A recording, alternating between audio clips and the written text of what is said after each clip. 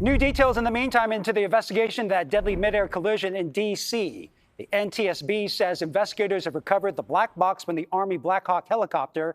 They are now reviewing the flight recorder as well as two recovered from the American Airlines jet that collided with the chopper as it was coming in for a landing.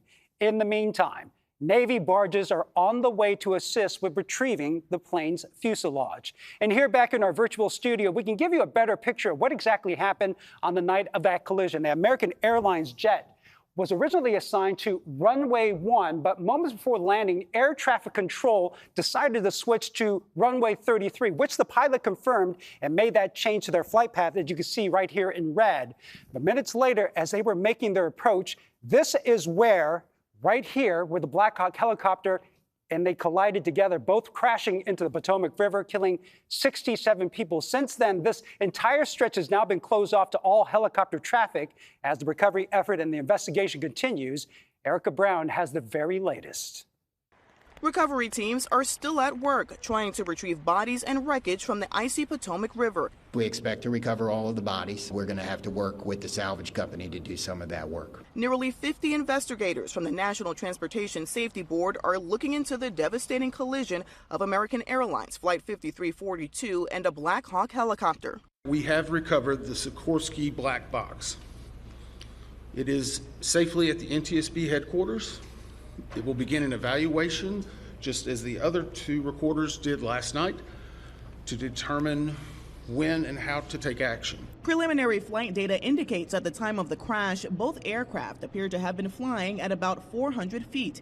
Military helicopters are supposed to stay below 200 feet. CBS News has learned two air traffic controllers were each doing multiple jobs at the time. Former acting FAA Administrator Billy Nolan. They are well qualified and they are able to multitask. By that I mean you could be handling, even singular controllers are handling multiple flights at any busy airports. The NTSB will look at staffing along with mechanics, environment, and other factors in their investigation. They have warned against speculation which could be harmful to the probe and to victims' families. The 67 victims of this tragedy include members of the U.S. figure skating community, many of them young people. And friends and family members of those who were killed are now sharing their stories. Devin Feely joins us with more from them. Yeah, Ryan, the U.S. Army has released the names of two of the three crew members who were on board the Black Hawk helicopter. Chief Warrant Officer Andrew Lloyd Eves was the instructor on board. Eves had about 1,000 flight hours. That makes him a really experienced pilot. 28-year-old Staff Sergeant Ryan Austin O'Hara was also on board. Sergeant O'Hara was the Black Hawk's crew chief. Now, CBS News spoke to his father about his tragic loss.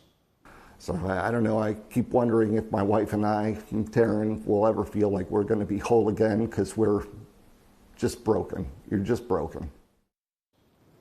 28-year-old Samuel Lilly was the pilot and first officer of the American Airlines jet that was involved in the crash.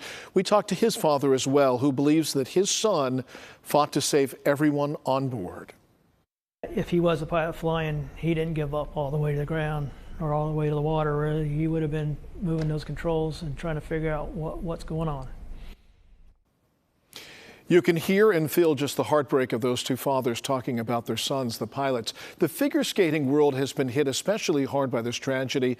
There is a growing memorial at the Skating Club of Boston. They're mourning the loss of 6 members who were returning home from an elite skate camp in Wichita, Kansas. Now, among the deaths were rising stars 13-year-old Jenna Hahn and 16-year-old Spencer Lane. The moms of both of those skaters, as well as their coaches, were also on board that plane.